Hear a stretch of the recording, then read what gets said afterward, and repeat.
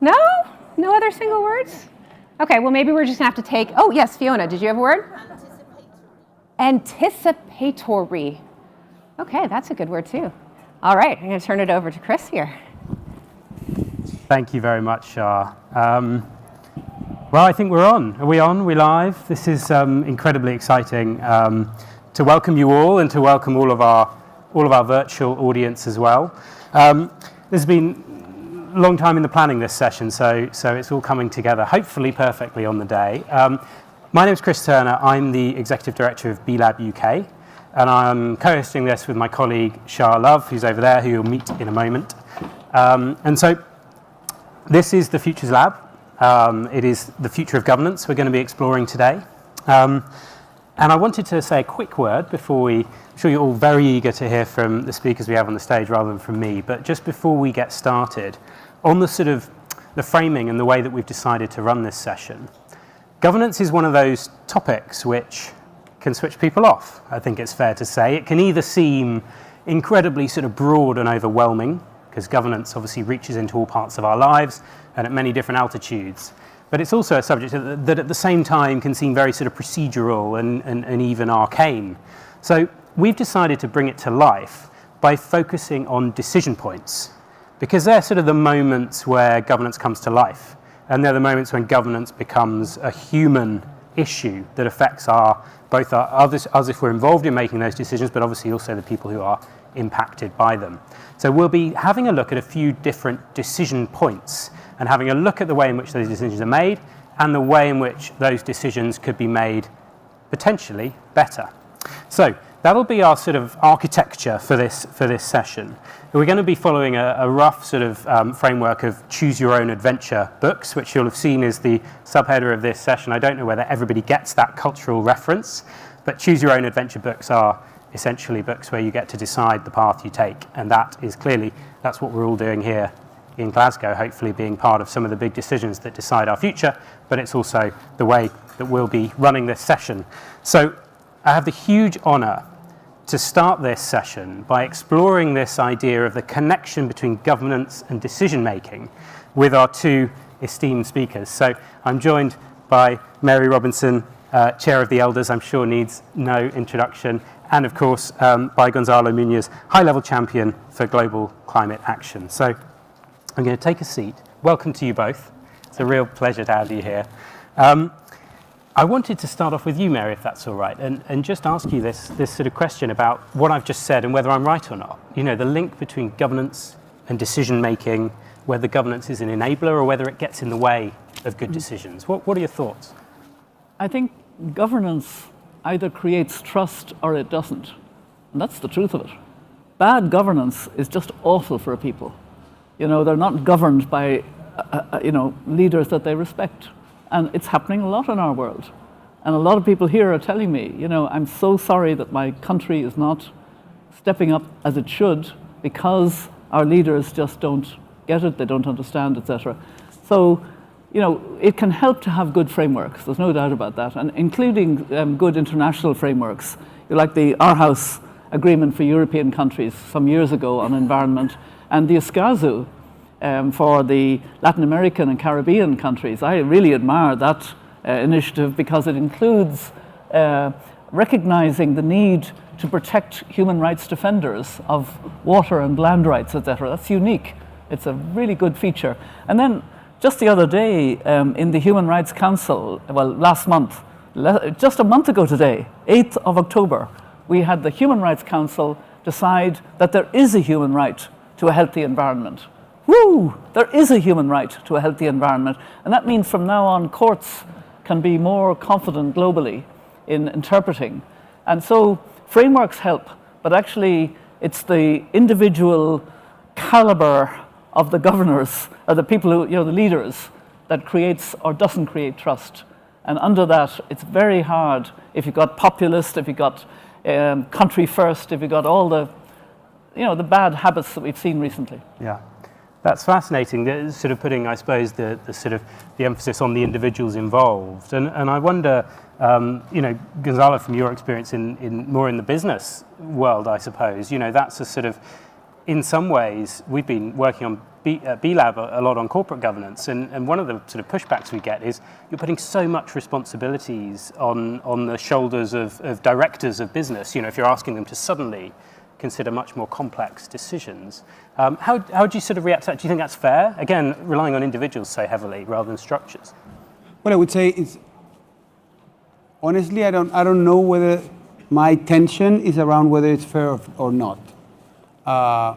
Most of the time, the people taking the decisions are people that are holding the power, and the main problem that I see is that the decision is being made to sustain the short-term power of a very few people.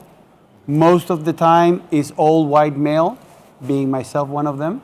So it's most of the time it's like those decisions are being made for those all white male to sustain the power of short term, and that's a critical design mistake, let's say, probably badly intentioned, and therefore it's about who takes the decision, how the decision is being made, and that's something that at least brings me to the topic of the day, like how the decisions are being made, who else is participating in the decision making, and then why the decision is being made, not only in terms of how many individuals of many species, not only, are being affected and for how long, right? It's a matter of inclusiveness, it's a matter of understanding the impact of the decisions, but also it's a matter of how long this decision will last.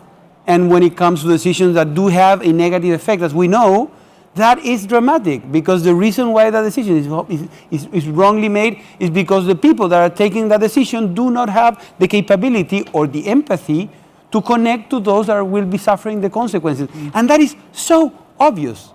And still, we're taking so long to incorporate aspects of around not only gender balance, but other types of diversity while the decision is being made, but also considering nature in the center of the decision being made. I agree so much with what's just been said. Essentially, if you have the privilege and the responsibility of the power that you have, especially if it's an elected power, it means people have trusted you, and your responsibility is to serve. It's to serve those who elected you. And therefore, as you said rightly, to have the widest consultation to make sure that you are in fact listening to the concerns, listening, for example, if you're going to remove subsidies, who's going to be affected by that? Is it going to affect those who will become energy poor all of a sudden? All of those things. And we don't have enough leaders who lead, from the point of view, I am the servant of those who elected me. I serve my people, I listen to my people, I want participation by my people, because that's how we have to go forward. And sorry to interrupt there, Chris, I know that you will have to moderate, but let's have a conversation here. So when it comes to trust, sometimes we think that trust is just being built by transparency. And of course, transparency is really important, but I cannot trust a lion that is very transparently coming back to me saying, I'm gonna eat you, right? So transparency is not enough. It requires also the understanding of the intention. It requires also the level of, let's say, history of success in that specific topic regarding the person that held the power. It requires also somehow a credit on an emotional credit, right? You will not trust someone that you might have a bad history of that. So it's much more complex than just saying, yeah, I will declare and I will make it transparent. Sometimes it's about what do you carry as an individual that might not be trustworthy for the other one. That's fascinating. So one thing I want to pick up there, because the fact we're centering on this question of trust is so interesting. I think, so we've got 2 minutes left. So in those 2 minutes, I'd love to hear from both of you, I suppose, on whether, I love the idea that this trust can be rooted in I suppose, intent and knowing what lies behind people's intentions. Do you think that the cause which brings us all here in Glasgow for a more ultimately a healthier planet, is that a common intention that you think can be sort of transformative for governance and decision making if we all can be confident that we share that intent? That certainly is the overall passionate wish of people who know we are in a crisis, who want their leaders to have a crisis mindset. And it's not the question you asked, but it was triggered a little bit by what Gustavo said. We want to be innovative too. I mean, take my country, Ireland. We did something innovative a few years ago to help us get beyond difficult questions. We were bad on climate. We had a prohibition on, we didn't recognize same-sex marriage, and we had a prohibition in our constitution on abortion. 3 very difficult issues. And it was decided to have a citizens' assembly of ordinary citizens listening to, very good, balanced approach to the whole discussion. And those ordinary citizens were far more progressive than the elected politicians, because they just looked freshly at the subject. So sometimes a bit of innovation to, and I'm not sure, I have described this COP in the terms you're talking about as being too male, too pale, too stale, and because it's not inclusive enough. If we had made it more inclusive, we would be more excited by the potential of what is bringing us together. The crisis we're facing is an opportunity we're facing to not only be on the side of 1.5, but to have a wonderful world. We don't talk about that. A world that's going to be so much healthier.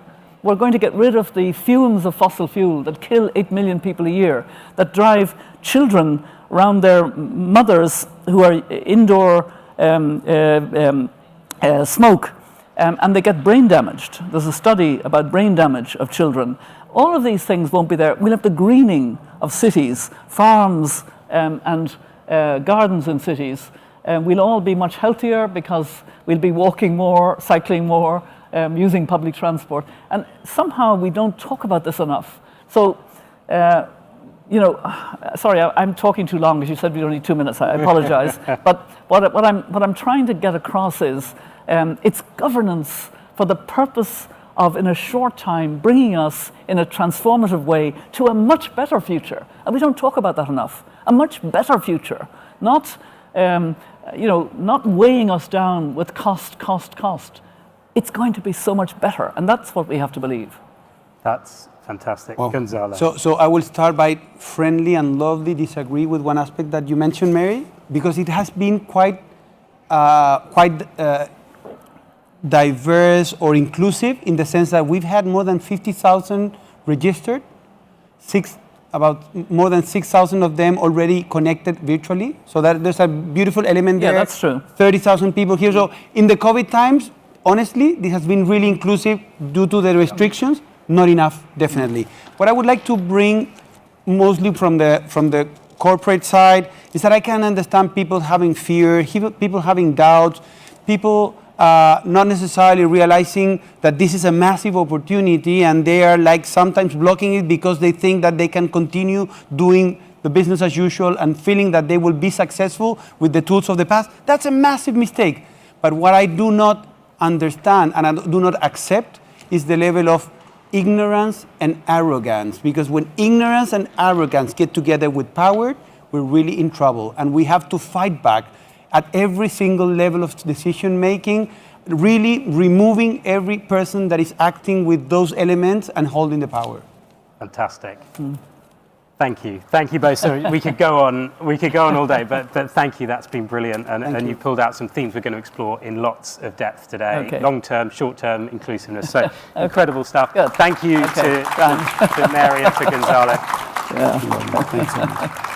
Wonderful. And I now get to welcome on stage Shah, my co-host, as I vanish for a moment. Shah. I couldn't wait. I had to run up because this is going to be such an exciting conversation. What a great way to start this discussion on the future of governance. All these amazing themes coming through. Now, we're all about to go on a little bit of an adventure. So the choose your own adventure that Chris talked about, this is for real for us. And I have the great pleasure of introducing you to an amazing storyteller, an amazing author, actually a best-selling author, who wrote the science fiction political thriller called Infomocracy. Has anyone read it? A couple of you? Okay, if you haven't, I would highly recommend it. I'm putting my hand up. Louis laughing at the back because I'm sort of a bit of a fan. But I'd like to welcome Malka Older, who's joining us virtually. Malka, are you there?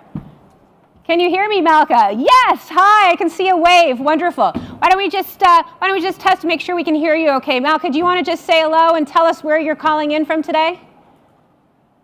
Hello, everyone. Good afternoon, Scotland. I'm calling in from Washington, D.C. Excellent. Thank you, Malka. All right, so before I turn it over to Malka, I'm just going to give you guys a little bit of a context, a little bit of a frame over what we're going to do for the next couple of sessions. We are going to go on a journey, because what Malka has done has written us, specifically for this event, a series of scenes that will allow us to understand a governance decision that needs to be made in a city council chamber, a decision that needs to be made in a boardroom, and then we're going to have a chance to reflect on these scenes with some global experts. Sounds kind of fun, right?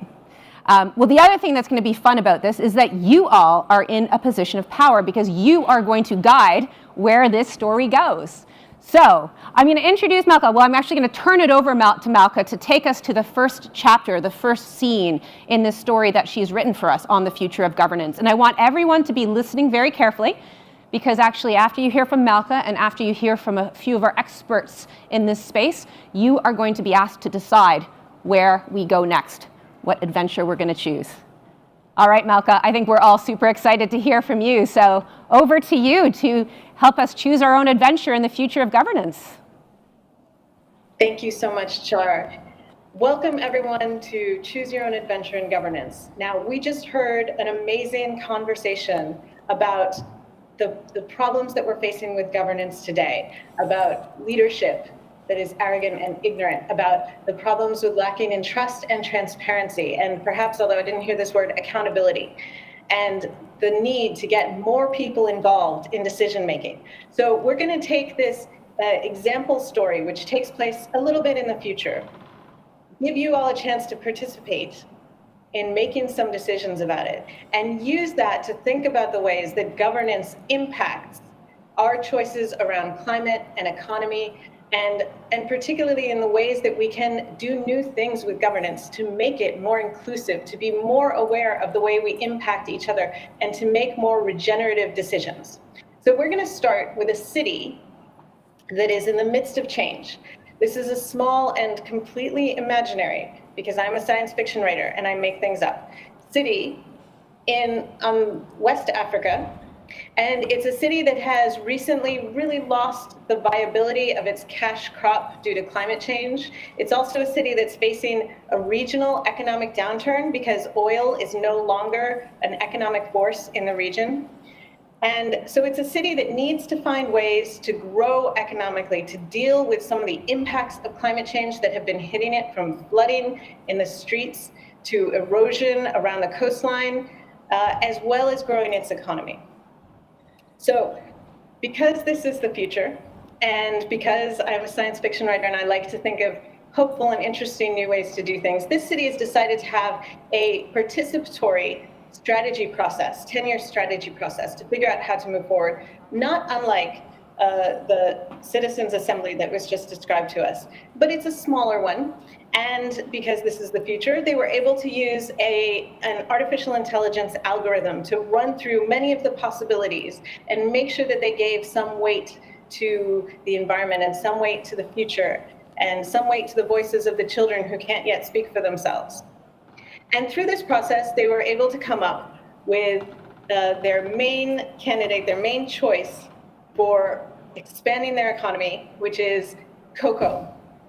So they're going to go into cocoa production, growing cocoa trees, maybe some small local processing.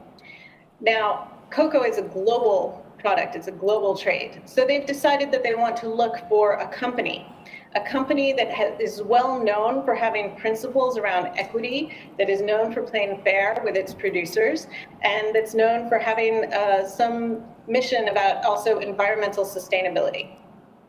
But before they take the proposal to this company that they have chosen, they need to make a decision about what kind of proposal they want to put forward. When they spoke with cocoa experts, when they brought in experts in cocoa and in chocolate to talk to them about what they were going to do to move forward, they were given two choices. They can go for an intensive, quick expansion of cocoa tree cultivation. This will lead to faster profits, but it could also put some strain on the environment because it's going to be a very quick shift into something new. On the other hand, they could work with the experts and with the chocolate company to do a slower and more sustainable shift where the farmers move more deliberately, learn more about sustainable processes, and move into a longer-term investment in cocoa production. Now, both of these have positives and negatives. They have risks and they have benefits. Moving quickly, obviously, it puts a strain on the environment, but it will also mean quick profits, and they can use those profits to reinvest them in offsetting, in reforestation, and in dealing with some of the problems that already exist in their city. On the other hand, if they go more slowly, the investment will be more sustainable. They'll be doing less additional damage to the environment, but it will take much longer to get those profits. That'll mean another generation of children who are growing up without the modern curriculum and equipment they need in their schools. It will mean continued flooding in the streets.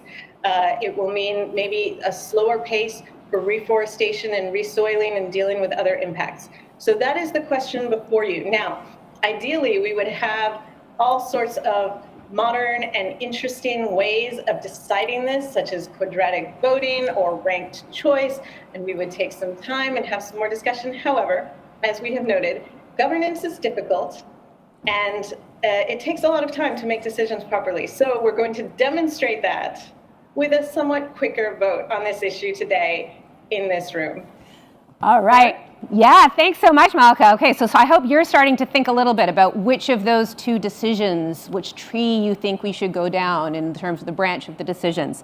But we've got some people to help you think through how you might want to approach this decision. So thank you so much, Malika. We're actually going to bring in our two virtual experts who are going to be joining us right now. So again, you want to be thinking about this quick expansion or sort of slower development. And the people we have that are going to join us here to help us think this through is Olamide Ijo, are you there? Oh, there you are over here. Hi there.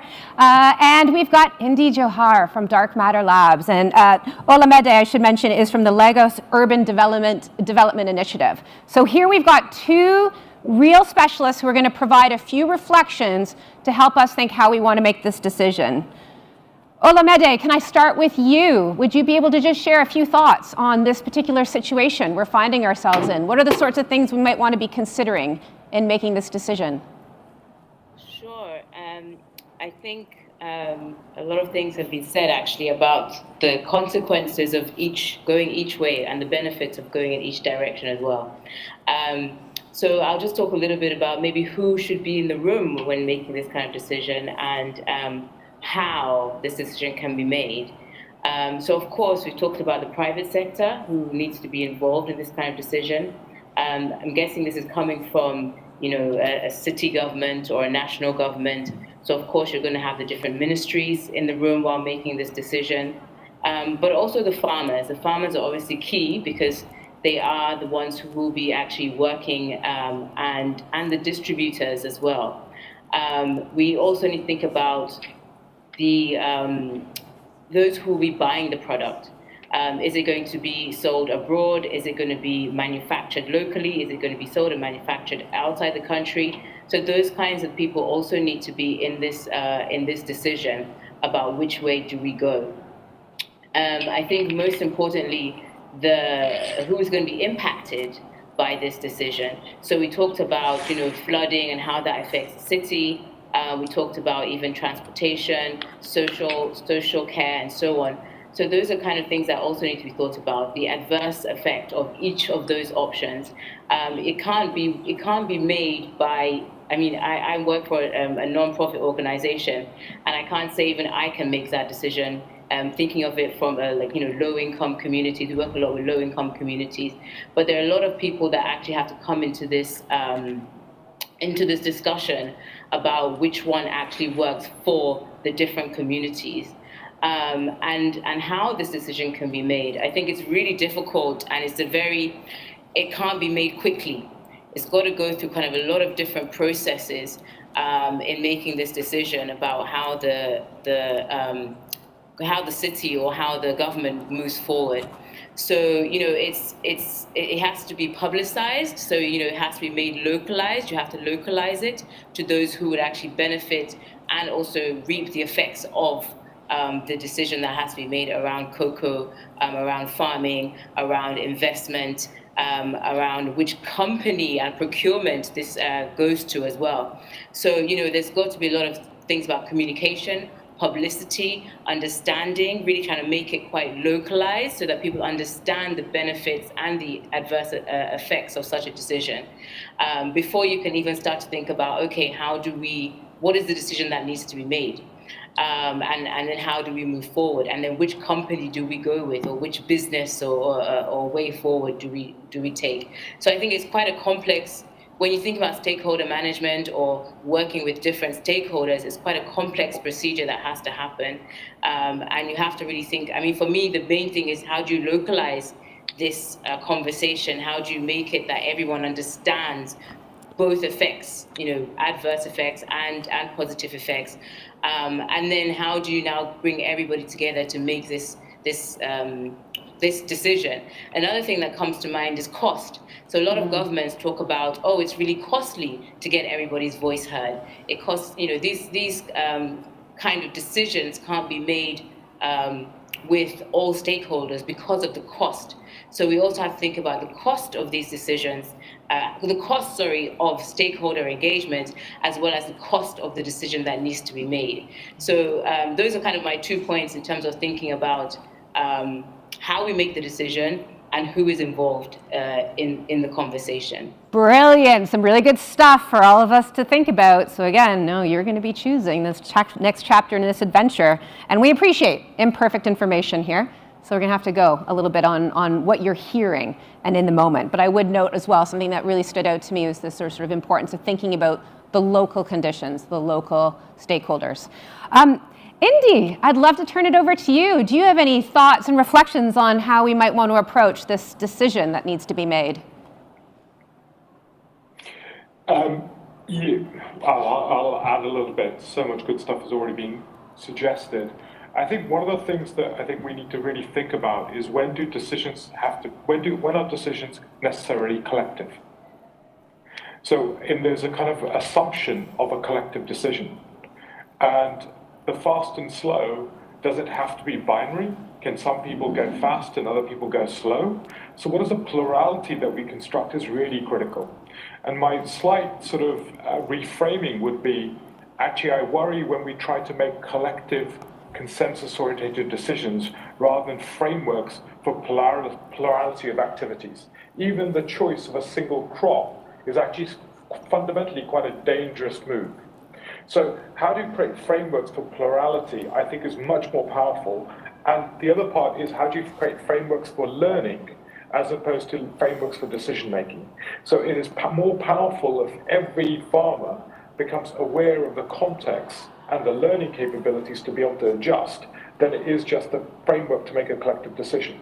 So how do we build the collective learning capacity of that community is more critical than actually what the decision-making framework is. So, and I think that's going to be critical in dealing with complexity, which is what we're really trying to deal with, is complexity and agency to decentralize decision-making as much as possible. And I think what was said earlier by Gonzalo and other people was the framework of empathy. Some people need to go fast, and other people may need to go slow. So what is the relationship between those two frameworks rather than seeing this as a binary position? So I would say learning and actually how to create a framework for decision making which is broader than yes or no's, because I think that builds real diversity, real resilience and real empathy on the table. Thank you. Wow, okay, so we're getting some challenge here, which is good. And I think a couple of the words that, again, I'd encourage you to hold and think about here, words like plurality, right? And empathy and learning, and stakeholders and collectives. So I hope you're all just sort of absorbing this experience and this wisdom from our speakers. Thank you both so very much for joining us today. Thank you. I think we're going to have Malka come back. Malka, well, that was pretty interesting. Some reflections on your story here. We are now at the point where you all are going to need to make this decision.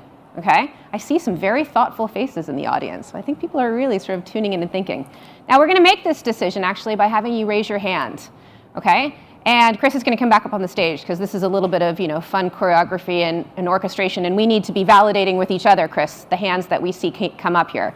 So if you think that this city should take the decision of the sort of more, what was your language, Malka, quick expansion. Do you want to put up your hand? I don't see any hands, actually. I saw one. You saw one? But it went down very quickly. Okay. All right, well then let's see the other side. Who feels this sort of longer? It's okay to vote. Oh, we got a lot of hands in the air here, Malka.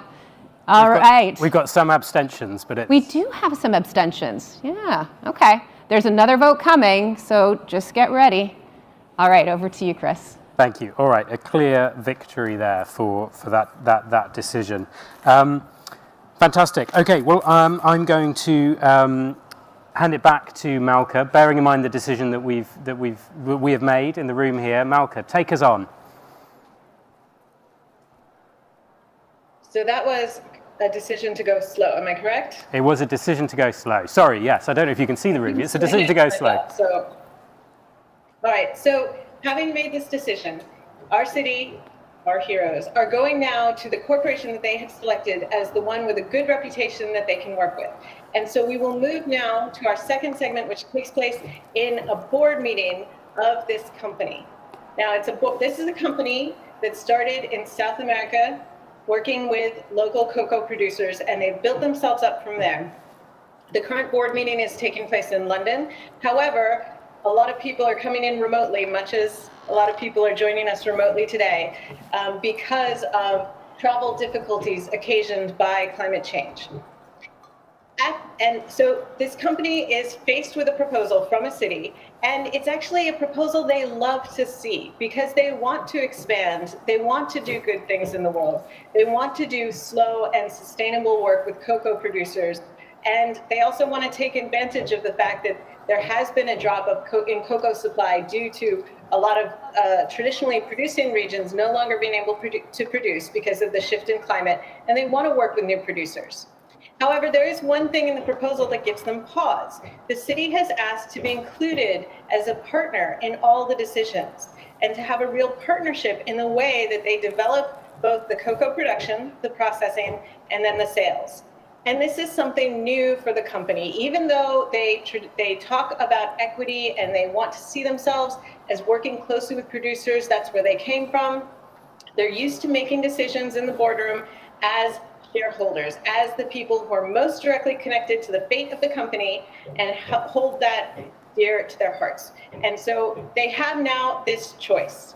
Do they continue to make narrow decisions in the boardroom among the board of directors the way that they have in the past? This will be quicker, it will be easier, they know how to do it, they're all experts in this industry and of their company. Or do they take the time and the money to find new ways to include new partners into what they're doing and look into ways that they can make sure that the city can be a real participant in how they move forward? Maybe from there they could even expand to include more decision makers. But it will take time, it will cost money, and that may reduce their competitiveness. And if the company is not competitive, then no one is going to benefit. Sorry, we're having some construction over here. So that is the choice that is facing you: a narrow decision-making process that is traditional, but not very inclusive, that may miss some of the local knowledge that is embodied in that city, but that has a lot of knowledge connected to the company and the industry, or taking the time and cost to expand and include others in that decision-making. Chris?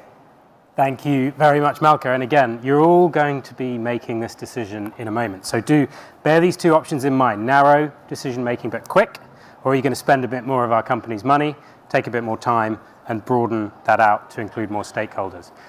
To help you before you have to make this decision, we're going to call in two more brilliant experts. So we're going to welcome Camila Escobar, who is CEO of Juan Valdez Cafe, and we're going to be joined by Julie Baddeley, who is founder of Chapter Zero and sits on many boards. And between them, they're going to offer us a glimpse into some firsthand from their experience, some of the challenges here, but also some of the ways that they see decision-making being unlocked through different kind of governance approaches. So I'm going to start, if I may, with you, Camilla, and I wonder whether you'd be able to give us a reflection on what you think of the challenges you've heard, and perhaps a little bit on what might stand in the way of a good decision in this particular situation. Good afternoon, Chris, Malka, Julie, and everyone. This is a very, very real decision that we face in our case every day. So I'm going to give you a little bit of context of Juan Valdez. Juan Valdez is a company owned by coffee growers in Colombia, in South America, and the brand is commercialized by a private company, which is Procafecol. Right? So it's a very similar decision. So what advice could I give this board? The first advice probably would be that including diversity, including more people into the decision-making process doesn't mean that the process is going to be less agile. Because I think it is very important to have in mind that we are a business, right? And in this case, in Malka's case, we are a business, so we have to take into account that we cannot only act based on future, but of course also on the present. But in the present, we can make decisions that doesn't mean that we are going to be slower. So in our board, for instance, we have 10 people, 6 independent members, 2 people from the National Federation of Coffee Growers who are administrators, and 2 direct coffee growers. So we have the perspective, we have the diversity, we have, and at the beginning of this conversation, Gonzalo was talking about it, bringing diversity into the table, not only gender, nature as well, coffee, right? Cocoa in our case. So that would be my first reflection.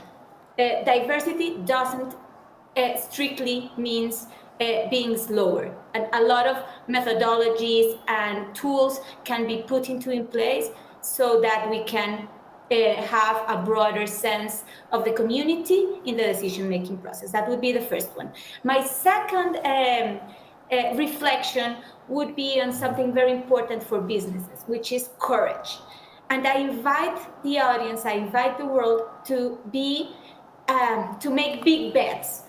Change doesn't happen by coincidence.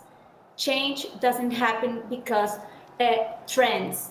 Change happens because we are courageous and because we make big bets. So I invite you to make big bets, just as the community in the first scene made a big bet. And my third invitation is to think, in this case, we are a board, we are individual persons, but we sometimes think that bigger instances have the decision-making process in their hands, and that's not true. Each one of us have the decision on our hands. It doesn't matter how big our country is, how big our company is. We together can make a better world, a better community, if we start to make decisions together, and if we change the KPIs, if we change the way in which we measure ourselves as we go through this process. So that, Chris, would be my 3 reflections on this case. Thank you so much, Camilla. That's fantastic, and certainly great to hear your energy and optimism. And I wonder, Julie, whether you agree. I think it's fascinating to hear Camilla's reflection that there isn't necessarily a big trade-off here between agility and inclusion in that decision-making process. So interested to see your thoughts on whether you agree with that, but also what else you're trying with Chapter 0 and the boards you're on to work on more effective decision-making. Oh, Julie, we can't hear you. You may be on mute.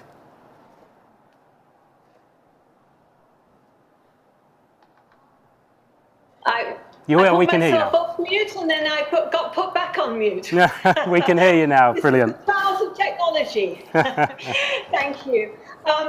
Camilla took the words right out of my mouth, actually, when she started to talk about the fact that just consulting doesn't necessarily mean slowness, that we can be agile in this. So I'll perhaps come to that a little bit later, but I thought it might be helpful just to share where I come from on this type of debate, more from a general point of view, because I think that this case is really interesting, but it's really interesting because it tells us things about decision making more generally, which we can apply to loads of other decisions that boards are making every day around the world. So I come at this from my own board experience, so 16 different boards over 20 years, but also Chapter Zero, which was founded to create a community of non-executive directors and chairs that would bring this climate debate into the boardroom.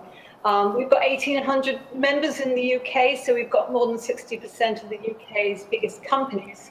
But we're also part of a global climate governance initiative where we've got 20 countries around the world involved in the movement and 100,000 members. So that means that there are people every hour of every day, really, making decisions that will contribute to this journey that we're all on. So I just had a few reflections on the story, which I think illustrates brilliantly how nuanced so many board decisions are. There are conflicting priorities and trade-offs that we have to take into account, but clever people who are well versed in this, with their support from their organizations, can usually find a way through that, which is what this company is really trying to do. There isn't usually a right or wrong answer.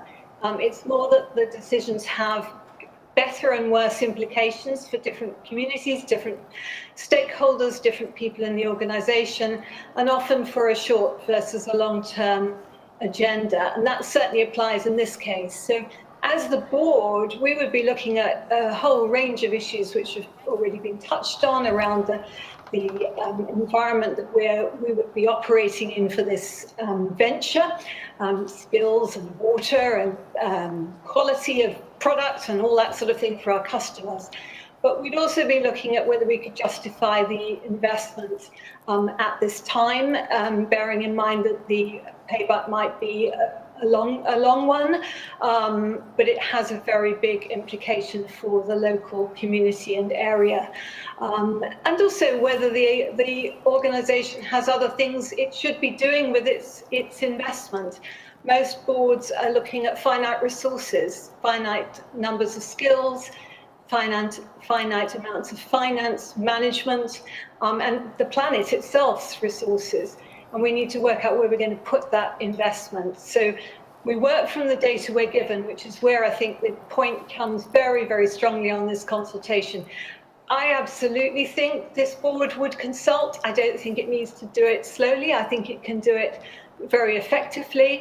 And in consulting, it would build the trust that was referred to by Andy earlier. You need to earn trust. You can't just say you're good, you've got to be able to prove it and have a track record. So I think the consultation would have a number of different advantages, which would then make the decision a better one and a faster one to implement in the longer term. So that would be where I would be coming from on this. I could talk about this all afternoon, but I know that my time is very nearly up. So I'd be really interested to see what the audience decides on this one. Wonderful. Thank you so much, Julie. You're about to find out what they're going to decide, so you won't have to wait long. Really appreciate both of you joining us and your insights and wisdom on these subjects. I'm sure that's helped the audience before they have to put their hands up in a moment. So thank you, and let's give a round of applause to the experts here. Great stuff. So Malka, welcome back. We're going to hold another vote.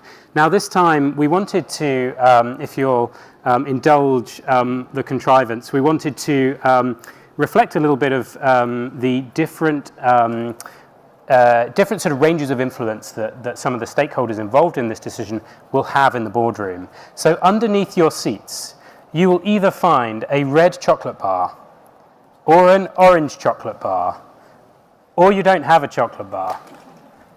Don't worry, if you don't have a chocolate bar, we'll give you one on the way out, okay? Yeah. It's okay. Everyone goes away with chocolate. Everyone gets a chocolate. But if you have a red chocolate bar, you are based in London. You are where this meeting is happening, and you're in the board meeting, and you, in the vote in a moment, will be able to put up 2 hands. You'll look silly, but you've got more influence. If you have an orange chocolate bar, you're working for the company, but you're based in South America, and so you might be dialing in, and you're a little bit removed from this decision-making process. You get to put up 1 hand. If you don't have a chocolate bar, then you are a citizen of the city in West Africa, you may be a cocoa farmer, and you do not get a vote. We're reflecting, by the way, a very imperfect decision-making process here, but hopefully it will bring to life a little bit and make perhaps some of you feel a sense of the influence and power that you may or may not have. So, with that in mind, could I please see a show of hands? Bear in mind before I ask, the 2 decisions here, the sort of narrow focus but quick action that the business could take, or the broader engagement with a wider set of stakeholders, which is going to cost more money and take more time. So who is in favour of engaging a broad set of stakeholders in this decision-making process, bearing in mind your voting rights? Who's in favour? Red is 2. Yeah, okay. Orange is 1. All right, that's a good show of hands. Thank you very much. And now, bearing in mind your voting rights still, who is in favour of this narrow, tightly focused decision-making process? Show of hands, please. We have a couple of votes, and that's all. It is a very, I think it's fair to say, Shah, an overwhelming victory there for those in favour of a very broad engagement in this decision-making process. So, thank you all for your voting. Sorry to those of you who are disenfranchised by that process, and enjoy your chocolate. And we will make sure you do have some chocolate on the way out. So please, no one leaves the room without chocolate. Wonderful. All right, well, we've gone through 2 decision-making processes, right? We've traveled from the city decision that needs to be made to a corporate boardroom decision. And now is the time for us to reflect a little bit on that journey we've been on, sort of in a more holistic way. And I'm going to start, Malka, with sort of asking you, I mean, what are your reflections on where this story has gone, and anything that you want to share in sort of reflecting on the journey we've been on and choosing our own adventure? Yes, thank you. Excellent voting, everyone, and enjoy your chocolate. I wish I could be there to get some. So, as with every Choose Your Own Adventure story, at the end, we get a sense for where we ended up. You chose slow and wide, and the story of what happened with this is that although the long wait for profit did in fact shake the faith of some of the citizens of the city who were hoping for something quicker, and at one point it looks almost like an election might lead to a change of policy before the approach comes to fruition. However, the engagement from the company that is very present in the city at this point, that is coming with experts, that is instituting different trainings and approaches and really working closely with people, that helps to keep people in the city willing to continue with this long process. There is also, once the crop has come to its full size of harvest, the price for cocoa at that point is a little bit lower than they expected, because other locations have been able to bring up their cocoa crop faster. So the price is a little bit lower, the profit is a little bit lower than expected. However, it is still a strong profit. And they feel very secure in what they have developed in their cocoa planting. They know that they've got a strong environment for it, that it will be sustainable in the long term. Not only that, but because of this close partnership with the company, and the company is also feeling that because of their close partnership with the city, with the producers, they've been able to work out a lot of ways of, for example, using byproducts in ways that are productive, sometimes monetized, sometimes just feeding them back into the industry or using them for other things in the region. They have long-term agreements, really positive partnerships with auxiliary systems like transport, shipping. They've worked out new ways of doing some of the processing locally, and that's both really encouraging for people in the city who are seeing more jobs and more ways to be involved, and also for the company who are seeing really good things coming out of this partnership that are saving them money and finding some innovations that they can also pass on to their other producer location. So overall, things are turning out really well, if not perfectly as expected. And We have actually written out results for all the other possible choice paths that you could have made. I don't think we have time to go through all of them. Correct me if I'm wrong, Char and Chris.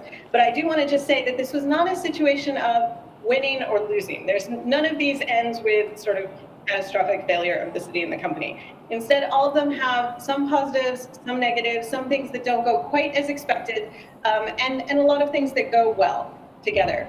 What I want to think about now, what I want to ask you all to consider, is the fact that there is a missing piece from this cocoa ecosystem that we've described. There are actually several missing pieces, but we've talked about the producers, we've talked about the company, but there is a whole global system of people who are affected by and involved in cocoa and chocolate. I mean, you all just ate, or at least voted with, but possibly ate. And if you haven't eaten, I encourage you to eat some chocolate right now. So we have consumers of chocolate.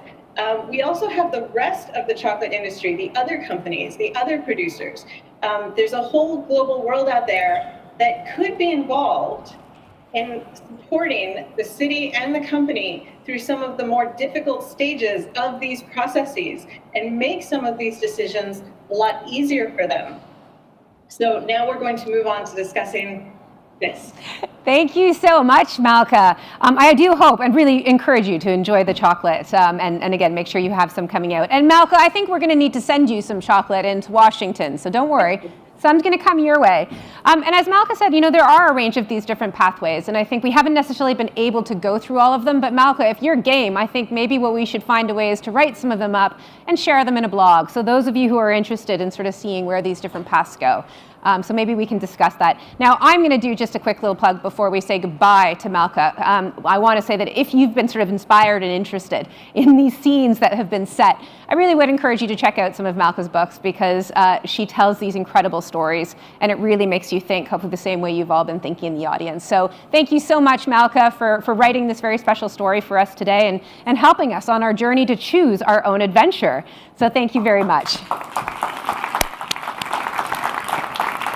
It now gives me great pleasure to invite a few speakers to come up onto the stage. So we have some in-person presences that we're going to invite up because we're going to have a little bit of a conversation on what Malka has left us with, this question about the global context. Again, we know what has happened in the city, we know and can see what's happened in the boardroom, but this all takes place on this incredible, beautiful planet that we all call home. So to get us into a deeper set of reflections and conversations from this perspective of a global level, I would like to welcome Claire Mellier from Global Citizens Assembly. Come on up, Claire, and find a seat, as well as Dr. Johan Rockström, who's with us today. Please come on up and have a seat.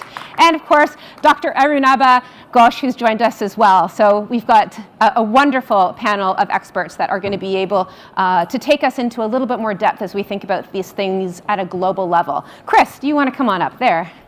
Thanks so much, Shah. Hello.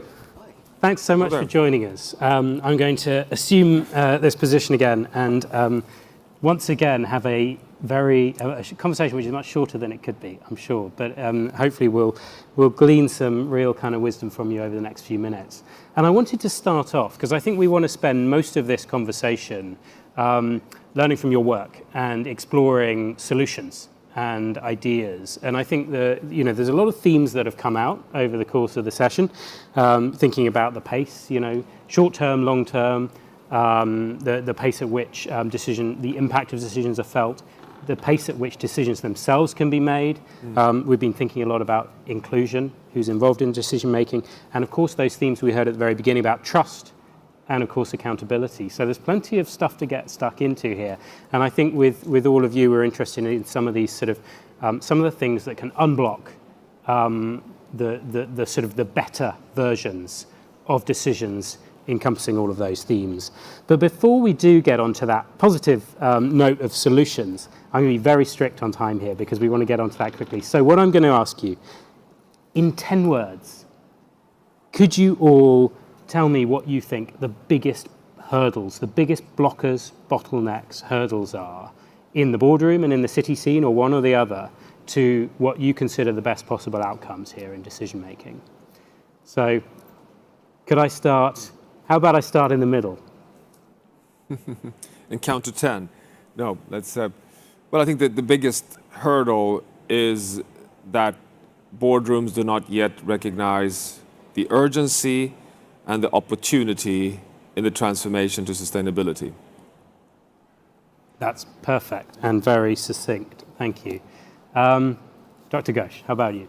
I think the biggest challenge is the lack of imagination, where we entrap ourselves in this feeling that small cannot be large over time, that you can be replicating models rather than having one large top-down model that corporations are normally used to. Fantastic. Thank you. Yes, courage, imagination, brilliant. And over to you, Claire, what do you think? I believe probably the biggest hurdle is the lack of trust in the power of collective intelligence and trusting citizens that they may be ahead of most of us. Fantastic. Thanks so much. Okay. Now I'm going to reverse the order and stick with you then, Claire. Maybe you could then explore for us, I suppose, in a bit more detail, some of your ideas for tackling that challenge or others that we've heard. Well, I'll go back to the first word that were shared by Mary Robinson, which was actually about acknowledging power and our experience of what happened in Ireland with the citizens' assemblies. And what she shared, I think, was really powerful because it demonstrated that leaders, when they trust citizens, the outcome actually can be transformative. And what happened in Ireland was particularly powerful because what we call the mini public in deliberative democracy nerds circles connected with the maxi public, the wider society. And what I suppose we need to do now with the climate ecological crisis is try to do this at not just the local national scale, which has been what's been happening in many countries around the world with climate citizens assembly. We believe that we need global scale deliberation as well, and that's what we're attempting with the Global Citizens Assemblies that have just released earlier this week its declaration. So I believe that's one way of addressing the current challenges of global governance. And just following up on that briefly, Claire, what are you sort of building into that model to tackle that hurdle that specifically to tackle that hurdle of trust in the sort of collective intelligence? How are you overcoming that hurdle through your model? Well, it's going back again to all the words we've heard in the first and second panels about diversity. How do you bring this diversity of opinions, of profile? We heard the too male, too pale, too stale. I would add too frail as well. I think the current systems are too frail to address the challenges. And with, for instance, in the case of the Global Assembly, we've got a core assembly of 100 citizens. 10 of them are fully illiterate. A lot of them are young. 70% earn less than $10 a day. And when you look at already the deliberation they've gone through and what they come up with, is that they can, address issues of equity and come up with really transformative proposals. So I think it's going back to this trust of the collective intelligence rather than just always the expertise and of the experts. Thank you. Brilliant. Thank you, Claire. Dr. Ghosh, how about you?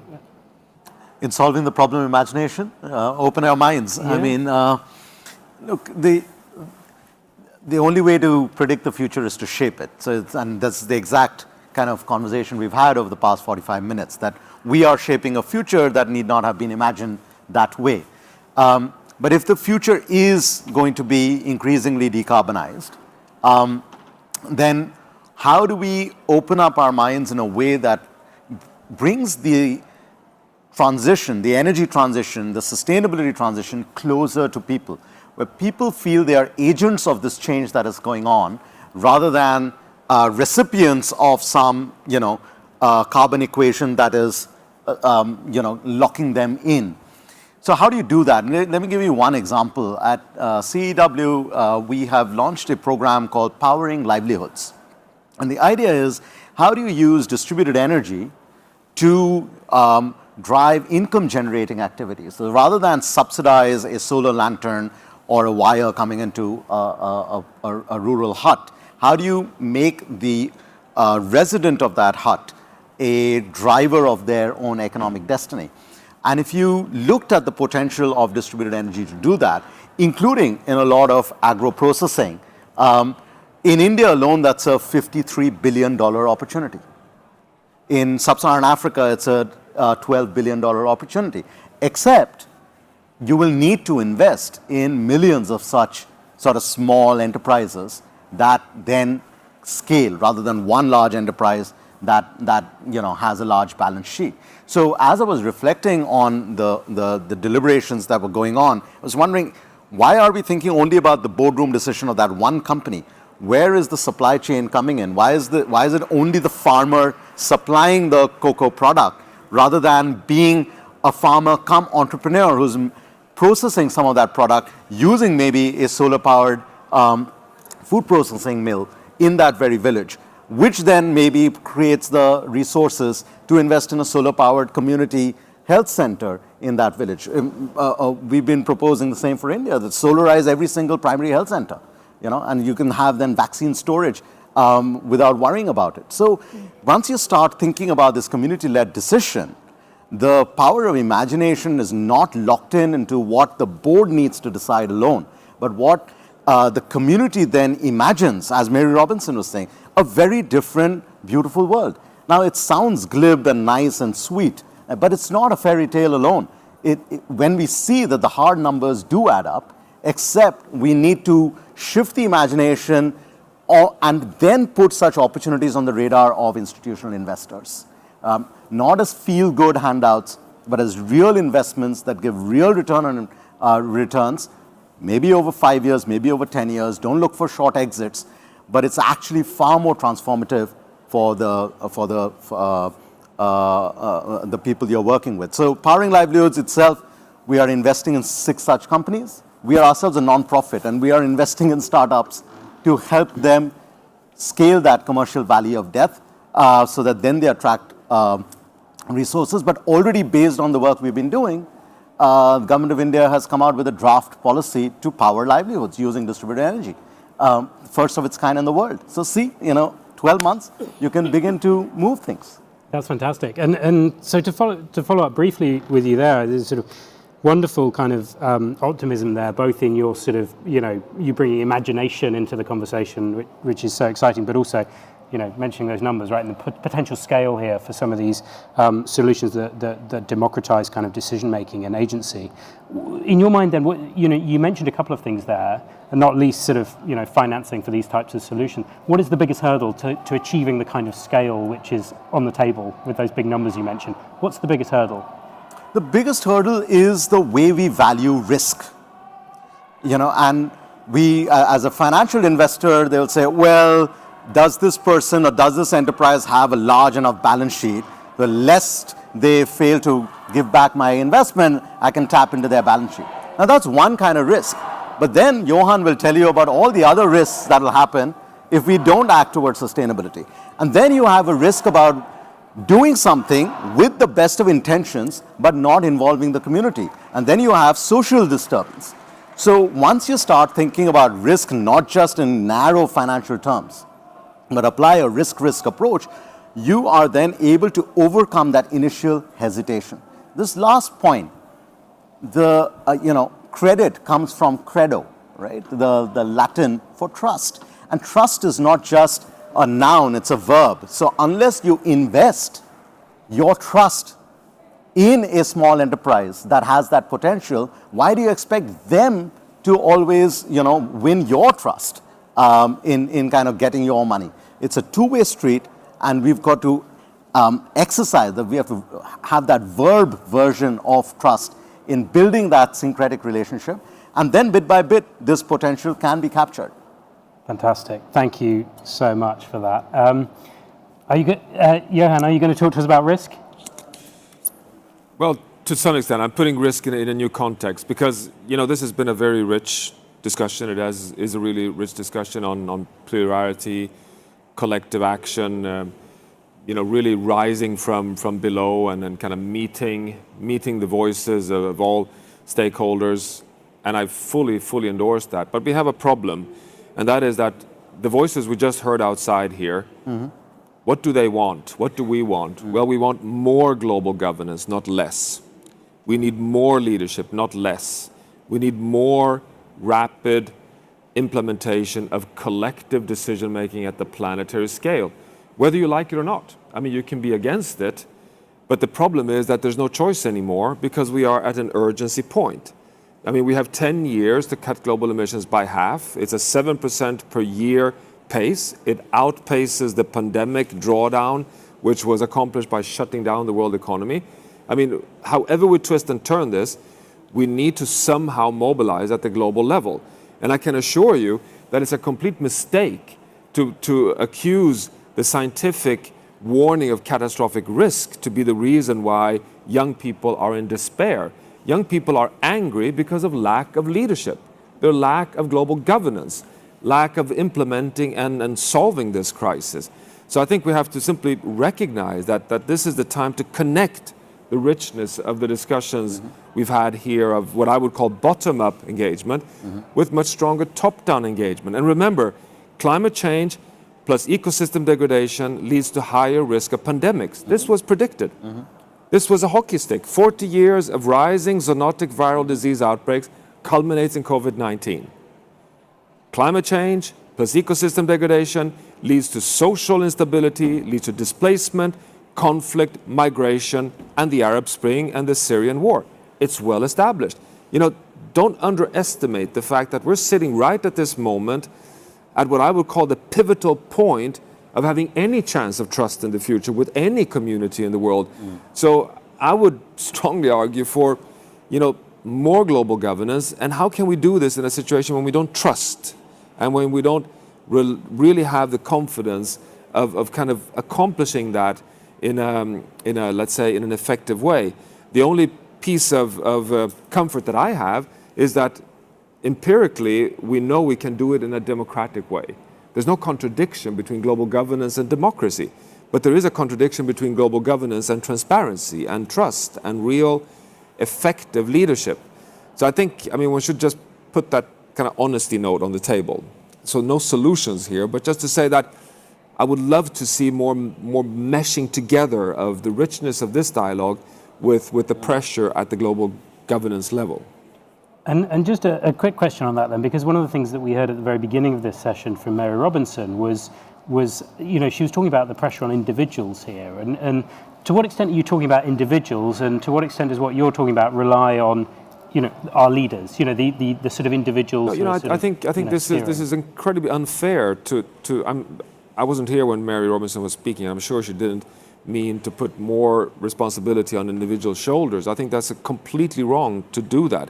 We're talking about systems change. Yes. We're talking about a fundamental redesign of our global energy system, and that is an infrastructure investment at the trillion scale. You cannot put that on the shoulders of any individual. So you have to somehow recognize that individuals have a responsibility to vote and try to do his or her best, as most of us are trying to. But fundamentally, it falls on the institutional, on the governance level in societies across the world. Thank you. That's brilliant. And I wonder whether I can see the big red clock is ticking away. So I'm going to turn back to you, Claire, for the final word here on this panel. Really, just reflecting on where you started and where we ended up here. So talking about you were talking about these broad sort of mechanisms for engaging citizens in decision making, and we've ended up talking about some of the sort of existing legacy structures and institutions. How does that work? How do you blend that sort of the new power and the old power? Well, I suppose that's what we're seeing now. And I would mention, for instance, the case of the French Climate Convention, where there was a very strong mandate coming from Emmanuel Macron. The citizens came up with very clear and strong recommendations. It was done very quickly. As a result, there was a climate and resilience bill that was put together. What we saw was a dilution, cherry picking, and weakening of recommendations. And so we are seeing right now, I think we're in the midst of this transition where leaders are acknowledging the need for people to come to the governance table, whether at the local, national, or global level. But we are, I think it's going back to this issue of power. How much power are leaders prepared to let go of and acknowledge that citizens have power? And just to build on your point, I think sometimes it's hard, we tend to pit individual change against system change, but I think we're missing a piece which is about collective change. And individual change builds, you can build collective action as a community, and that's what leads to system change. So I see that very much as the need to actually have all levels engaged. But I agree with you that, we can't have energy transformation without leaders, initiating. We need both. Yeah. Wonderful. Thank you. Thank you all so much. We must give up the power of the stage now to Shah, who's going to join us again. Thank you all. We appreciate it. Thank you. An amazing conversation. And we are nearing the end of our amazing adventure in the future of governance. And what I'm going to do is invite our final speakers to come up onto the stage as we begin talking about really an emphasis on the future part of the future of governance. So could I please invite Amaya Ogola, Habiba Dagash, and Sophie Howe to come and take a chair up here. Now, as they're coming up, I do want to just sort of say we have this incredible illustrator who is capturing some of the key themes and the flow of our conversation today. So I would encourage people to take a look at it and follow up and see sort of where this conversation has led us over the last little while. Now, we heard on the stage this great line, I'm hoping I'm going to quote it properly, from Dr. Ghosh: "The only way to create the future is to shape it." Right? And did I catch that right? Yeah? Okay. There's another quote that it reminded me of, actually, from another science fiction writer, William Gibson, who said, "The future is already here, it's just not evenly distributed." And what I'm hoping to do in our final sort of 15 minutes together is to go into a little bit of an adventure into the future. And so we have an incredible set of panelists here who are going to take us on that adventure. So I'm going to start with just a general question for each of you, actually, and I'm going to start, if it's okay with you, Habiba. But do you have any just sort of general reflections on what you think the future of governance could and should look like? Thank you, Charmian.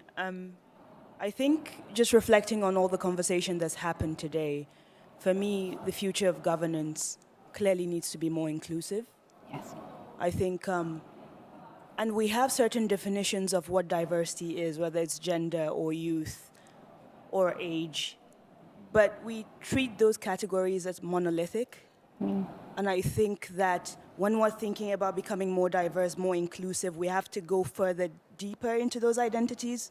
I would say, particularly in the field I work in, talking about energy and climate change, whenever we're talking about youth inclusivity, we're talking about urban youth, educated youth that tend to come from a certain ideological spectrum. And when you are only taking opinions from that group, you create decisions or policies or solutions that are just ineffective elsewhere. It's something I see in Nigeria and the work that we do. So when I think of the future of governance, I hope that we can be, it's a bit of a tiresome phrase, but a lot more inclusive in terms of actually bringing together every ideology, every identity, to kind of get everybody's perspective, because to a great extent, everyone's lived experience is valid. Yeah. And you need to understand why they have a certain perspective on an issue if you want to create a holistic solution to the problem. Brilliant. Thank you so much, Habiba. And if people want to learn more about sort of the work that you're doing, the Rocky Mountain Institute is where you call home right now. Is that right? Yes. Wonderful. Well, maybe actually as we keep on coming down the line here, Amaya, would love to hear your reflections. You're an SDG 7 youth constituency member, and I'd love to hear sort of what your reflections are on hearing about the future of governance and what you think it could and should feel like. Thank you, Shah. I think for me, I want to speak to my reflections on the future of governance from the hat that I wear at the School of International Futures as a network weaver for the next generation foresight practitioners from Africa. And I think for me, when I think about the future of governance, it's really a future where the citizens have the confidence and the trust to elect leaders who are able to lead, but also have the audacity to govern in a manner that benefits each and every single individual. So that would be my first reflection on this subject. But also a future where decisions are well thought out, decisions are intentional, and decisions also ensure that different stakeholders are represented. And I think different people who have spoken on the panel today have talked about things such as collective responsibility, collective change. I just want to add to that element, especially when you think about young people or emerging leaders who are not given the space to govern in some of the communities that this exercise has brought forward today. It's the ability to trust different generations to be able to lead in their different spaces of influence, and really also having the confidence to disrupt the system in order to change it. Because when we think about bad governance, do we then say that we are incapable of changing those systems? But to be able to change systems that don't work, we must have the audacity to really step in and disrupt the system. And that's really why the next generation of foresight practitioners exist as a network within the School of International Futures. And that's really what we work to do in our different spaces. Oh, I love those words you've used. Audacity, disruption. It's brilliant. And I feel like I'm going to ask everybody to start again thinking about these words that have surfaced for you over the course of this 90 minutes together. Ms. Sophie, wonderful to have you here. You are the Commissioner for Future Generations in Wales. So tell us a little bit about your view of what the future of governance looks like. Well, I think for me, there's one overarching test that if we were to get this right, every institution would be posing this question before they took any decisions, and that's the good ancestor test. Are we, in the decision we're about to take, going to be good ancestors, or are the people coming behind us, whether they be our counterparts in a future life, or whether they be the citizens that the decision is being taken to benefit, are they going to thank us, or are they going to be a bit annoyed with us? And I think there's a lot of decisions at the moment that don't meet that good ancestor test. I think that there's then 5 key principles, and actually these are set out in law in Wales. Wales is the only country in the world to have legislated to protect the interests of future generations. And the 5 principles then of decision-making in Wales is plan for the long term. Consider and demonstrate how you've considered the long-term impact of the decision that you're about to take, and that's both in terms of future trends and scenarios. You can't always completely rely on scenarios. We know that a lot of scenarios are wrong, but let's face it, we're not even acting effectively on the things that we know are pretty certain. So long-term planning and thinking. Prevention, prevent problems from occurring or getting worse. So that's both sort of primary prevention and intervening much earlier to stop problems from occurring. Integration, so important to think about the connections between different things, and I think we often miss that, the sort of silo-based working that tends to happen across governments and policies, and indeed within our kind of public service delivery, and indeed every sector has problems with silo-based mentalities, and that's where we miss the connections, as Mary was talking about, between the fact that actually climate justice is a public health issue. Climate justice is a racial justice issue. It's a gendered issue. And how are we bringing all of those things together? Collaboration is the 4th point, because we need to recognise that none of these challenges can be solved alone. So again, there needs to be collaboration between different sectors. And then the 5th principle is involvement, which we've talked about a lot. And that's why I was very firmly in the take time to involve, take time to engage the unusual suspects. Because when you operate in your world and you operate within your silo, you don't know what you don't know. And you are either missing preventing problems from occurring because you haven't engaged people and you haven't involved people and you don't understand their perspectives and you don't understand how policies will work for them, or you're missing opportunities to do even better things. So those 5 principles for decision making with that overarching good ancestor test. Great. And if we wanted to learn more about those 5 principles, we can find them if we go to the Future Generations Commission. FutureGenerations.Wales. All right, excellent. Thank you very much. I actually want to pick up on a theme that was discussed actually on this last panel, and that's this point about power and new power and old power. I mean, we, in this moment, experienced in the background a disruption that was obviously happening outside. I'm not sure what it was, but it was very clear that something was happening outside this room. And I think it's important for us to acknowledge, those of us in these spaces have privilege, and there are movements that are outside wanting to be heard and trying to be heard. And if we believe, and I think we do, that we actually, this moment that we're in is so extraordinary, we're going to need everybody to join forces in order to truly address these interconnected emergencies, then we are going to have to find ways to work together, old power, new power, those in these walls, those who are outside. And I guess, Habiba, I wanted to come to you, and I wondered if you just had any reflections on how we can effectively blend, or to use Dr. Rockstrom's word, mesh these different sort of spaces and into a way that is meaningful to drive towards the action we can take together.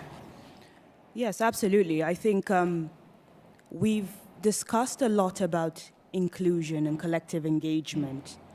But one thing that I want to add is that you have to also embed young people into the institutions, into the structures that are making decisions, that are creating policies, that are creating solutions.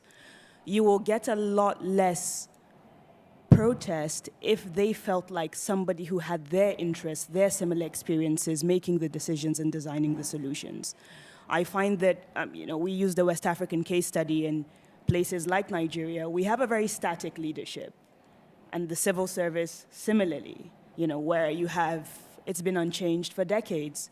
We need new ideas, we need people with new perspectives, and young people have that because we're going out to train ourselves in a range of new fields, in understanding climate science, understanding climate policy, but now we need the opportunity to then chart a new pathway for our countries, for our nations, and the continent as a whole. So that's the only way, really, that you're going to get a lot less of the noise outside if they feel like their voices have been heard and they are contributing to the decisions or to the negotiations that are being made at conferences like this. Yes. Thank you so much, Habiba. Now, Mayo, I want to come to you actually with another question. In some ways, I'd love to hear if you have any reflections, reactions to the same question. But I also am curious about your reflections on the decision-making process that we went through together following Malka's story. So love it for you to share any thoughts you have on those 2 areas.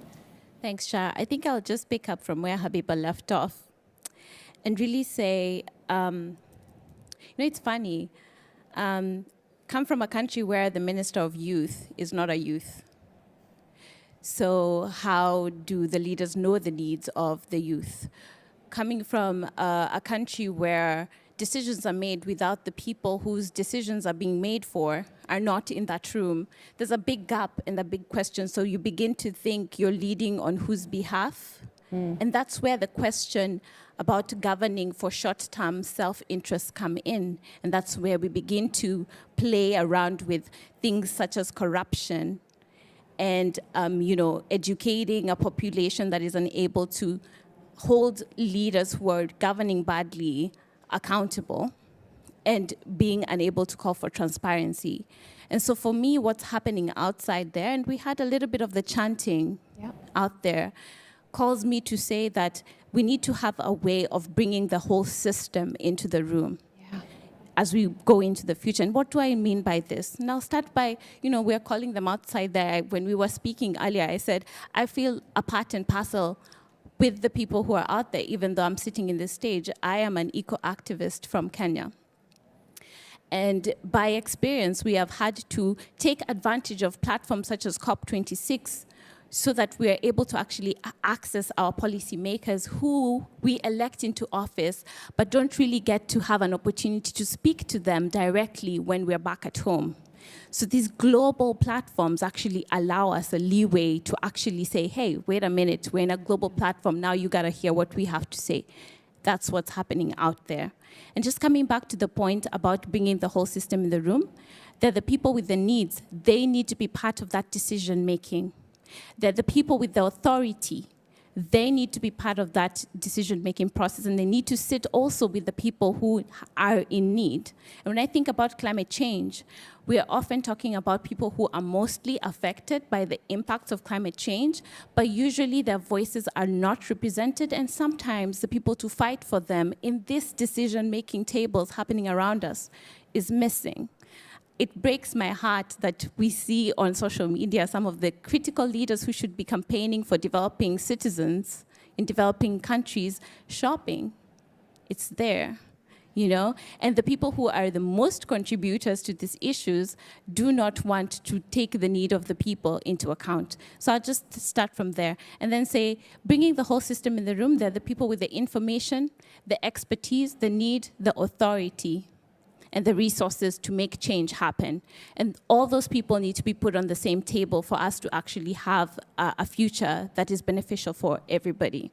And then just on your second question, I hope I have enough time, my reflections on the decision that has been made here today. I think it's a very interesting framework that was used, one that I would encourage people to use. But I think it was beautiful the way we were made to vote. And at some point, I thought people would go for, let's move quickly, because then we make the money quicker, and then we're able to take on technology that can then help us fight whatever, you know, we're trying to solve with the cocoa farmers and all. But then people in the room chose to move slowly. And what that reminded me, was a Swahili proverb, which says, haraka haraka haina baraka. This means, fast has no blessing. So when you move quickly, there's no blessing. You'd rather move in a slow way and ensure that everybody is informed on what's going on. They're educated. That's where the education comes in. But also they're inspired, and they're part and parcel of influencing the change that we want to see.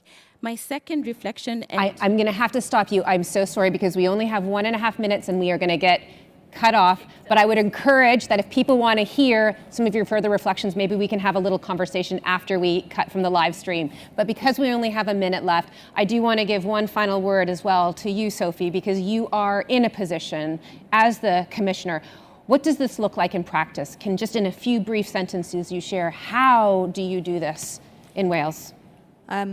Well, you make it a legal requirement for a start. You appoint an independent commissioner, a brave government, I have to say, in Wales, to appoint someone independent to be the advocate of the interest, or the guardian of the interests of the future generations of Wales, and someone who's going to have a platform within our governance system to call out government when they're not getting it right. So I think those two principles are really important. The Act applies to our government. It also applies to 43 of our other main public institutions. So that's where you start to see the shift in decision-making for future generations right throughout the system, and that whole system approach is absolutely critical.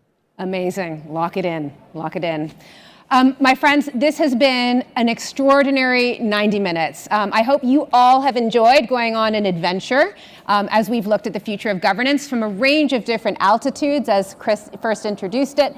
And also, I hope you're walking away really thinking about a range of key themes that have emerged for us all today. I can't even begin to summarize them all, so I will encourage people to absolutely continue looking back on this beautiful illustration that's been done. And I'd actually also encourage all of you to take just a few minutes at some point, either as you're leaving the room or as you find a quiet space, just to reflect yourself on what is one or two words that really sort of emerged and surfaced for you. And take the time to actually write it down or type it out on your phone, so you just have something that will remind you, an artifact of this conversation we've had today.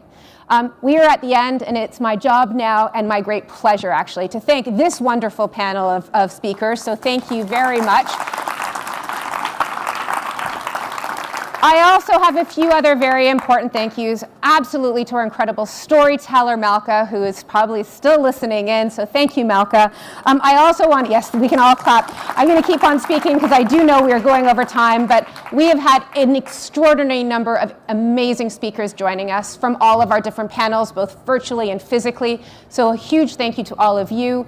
I also want to thank our partners. You know, we did this as a collaboration with a collective of really wonderful organizations working in these frontiers of governance. So Chatham House, Global Challenges, Global Assembly, IBGC, and Sustainametrics at BLab. We've been just so thrilled to work with all of you in designing this event today, so thank you. And the last super important thank you, and he's sitting in the back, but we have an absolute rock star that we've been working with from the High Level Champions team. So everyone, please join me in thanking everyone I've just noted, as well as Louis Levin. So thank you. For those of you who are joining us on the live stream, we are now going to sort of cut the feed. And for those of you in the room, please remember, if you don't have chocolate under your seats and you would like some, we will have some at the exit over here. And if you would like to continue the conversation, I don't think we can do it in this room, but what did they say? You don't have to go home, but you can't stay here. We'll just sort of meet outside the room. Thank you, everybody. Thank you guys.